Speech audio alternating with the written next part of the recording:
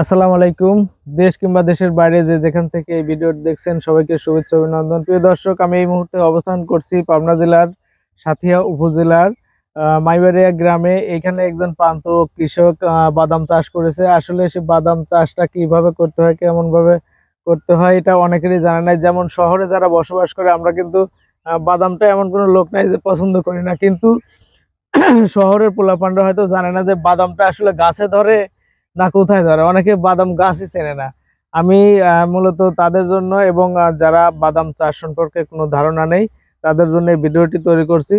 তো পুরো ভিডিও জুড়ে আমার সাথে থাকবেন এবং পুরো ভিডিওটি দেখবেন, যাতে করে আপনি আমার ভিডিও দেখে আপনারা সরাসরি বাদাম চাষ করতে পারেন এবং বাদামটা আসলে কোথায় ধরে, গাছের উপরে না নিচে, বিস্তারিত জানতে পারবেন। তো চলুন আমরা এখানে যে কৃষক ভাই আছে তার সাথে কথা বলে বিস্তারিত আপনাদের জানানোর চেষ্টা করি।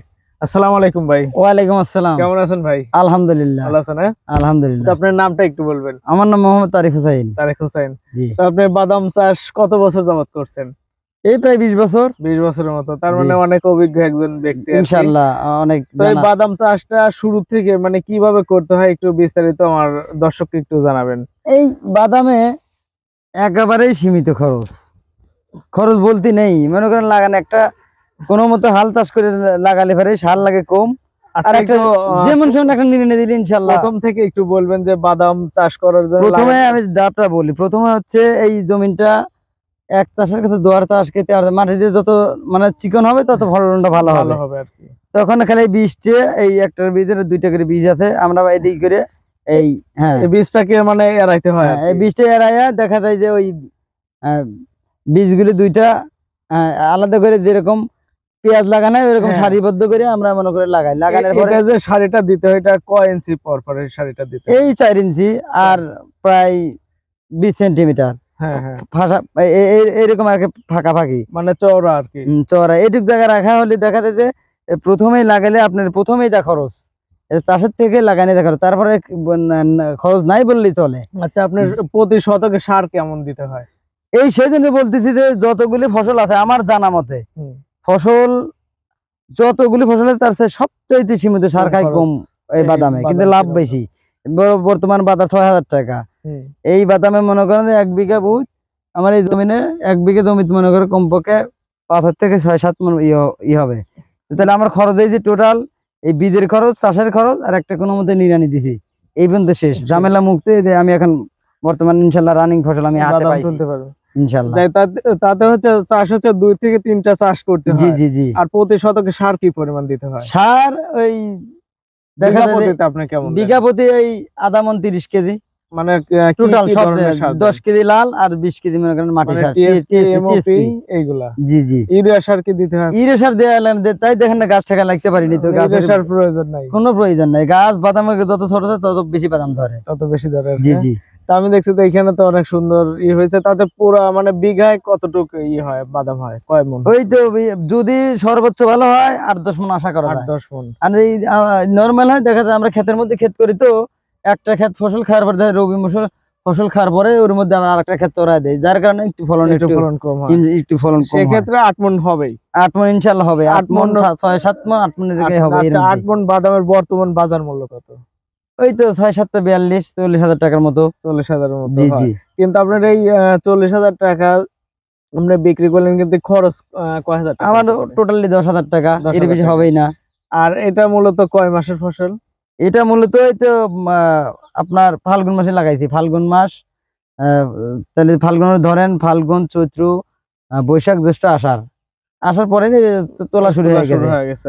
কিছু কিছু জমিন ফাঁকা ফাঁকা জায়গা আছে, সব জায়গায় তোলা হয়েছে। আমারটা একটা মানে পেঁয়াজ তুলে লাগানি, পেঁয়াজের মধ্যে। তার মানে এটা মূলত হচ্ছে সঠিক সময় রোপণের যে সঠিক সময়টা আছে, এটা কি মাসের রোপণ? এটাই তো ফাল্গুন মাসের প্রথম সপ্তাহ থেকে শুরু হয়, আপনার শেষ পর্যন্ত লাগাতে পারবেন। লাগানো যাবে ফাল্গুন মাসে, বাংলা মাস যেটা বাংলা মাস। আচ্ছা, তো প্রিয় দর্শক, আপনারা দেখলেন যে একটা জমিতে কয়টা চাষ দিতে হয়, কি পরিমাণ সার দিতে হয় এবং বীজটা কিন্তু এই যে আমরা করছি, এটা হচ্ছে প্রত্যেকটা আলাদা আলাদা লাগাই। এইটা হলো অরিজিনাল বীজ। এটা হচ্ছে মূলত আপনার 4 ইঞ্চি। এইটা আপনি এরকম পর্যায়ে 6 ইঞ্চির মতো। জি জি জি। 4 থেকে 6 ইঞ্চি দূরত্ব লাগাতে হয়। আর আর এমনি চওড়া যে লাইন গুলো দিতে হয় ওই তো 20 থেকে 22 সেন্টিমিটার 20 থেকে 22 সেন্টিমিটার। তো প্রিয় দর্শক দেখলেন যে জমিতে চাষ মূলত 3টা চাষ করতে হয়, 3 থেকে 4টা, যেটা মানে জমির ইয়ের উপর বেসিস করে, এবং সার কিন্তু একদমই সীমিত। তারপরে বীজ তো দেখছেন আপনারা কিভাবে বীজ রোপণ করতে হয়। অনেক সময় অনেকের প্রশ্ন থাকতে পারে যে বিঘা প্রতিতে কয় কেজি বীজ লাগে, সেক্ষেত্রে কয় কেজি বীজ লাগে আপনার? বীজ লাগে মনে করেন ওই 12 থেকে 13 কেজি। 12 থেকে 13 কেজি। জি জি। তো 12 থেকে 13 কেজি বীজ লাগবে। এবং আপনারা যেভাবে পেঁয়াজ, অনেকে পেঁয়াজ চাষ করতে যান, তো পেঁয়াজের মতো ঠিক লাইন, পেঁয়াজের মধ্যে লাগাই, এটা পেঁয়াজের মধ্যে লাগাইনি। দেখেন পেঁয়াজও মনে করেন যে 50 মানে তুলে হয়েছে, তার মধ্যে আরেকটা ক্ষেত করা হয়েছে। পেঁয়াজও তাই, রসুনও তাই, এর মধ্যে এইসব ফসলটা করা যায়। তো প্রিয় দর্শক দেখলেন যে শুরু থেকে কিন্তু তারেক ভাই মানে শেষ পর্যন্ত কিভাবে রোপণ করতে হয়, রোপণের একদম যে প্র্যাকটিক্যালি নিয়ম সেটা বলে দিয়েছে। এবং সার বা অন্যান্য আরেকটা বিষয় বাদ আছে, সেটা হচ্ছে কীটনাশক। বাদামে কোনো প্রকার রোগ বালাই না, কোনো প্রকার রোগ বালাই নাই ইনশাআল্লাহ। দেখা যায় ওই মাটির একটা গড়ি পোকা বলি আমরা, যেটা ওই জ্বালানোর পরে ফুল আসার সময় 1 টন বীজ দিয়ে দিলে পরে ইনশাআল্লাহ। এর কি ধরনের বিষ আপনারা? এই যে কোনো বীজ, লিম্পার বীজ, মানে মাটির ধরে ইয়ের বীজ, মাটির শোধক বীজ, যেরকম পেঁয়াজের মধ্যে দিলে না দিলেও চলে। দেখা যায় যে ক্ষেত্রে ওই সতর্কের জন্য আমরা 1 টন বিষ প্রয়োগ করি, তাতে কোনো বিষ লাগে না। তো প্রিয় দর্শক দেখলেন যে বাদামটা আসলে কিভাবে চাষ করতে হয়, এবং কতদিন স্থায়িত্ব থাকে, এবং কি পরিমাণ ফলন হয়, এবং কি পরিমাণ লাভ হয়, আপনারা কিন্তু বিস্তারিত জানলেন এই ভিডিও থেকে। তো প্রিয় দর্শক আশা করি ভিডিওটি দেখে অবশ্যই আপনি বাদাম চাষ করতে পারবেন। তো সবাই ভালো থাকবেন, সবাই সুস্থ থাকবেন, এবং সবার সুস্থতা কামনা করে শেষ করছি। আল্লাহ হাফেজ।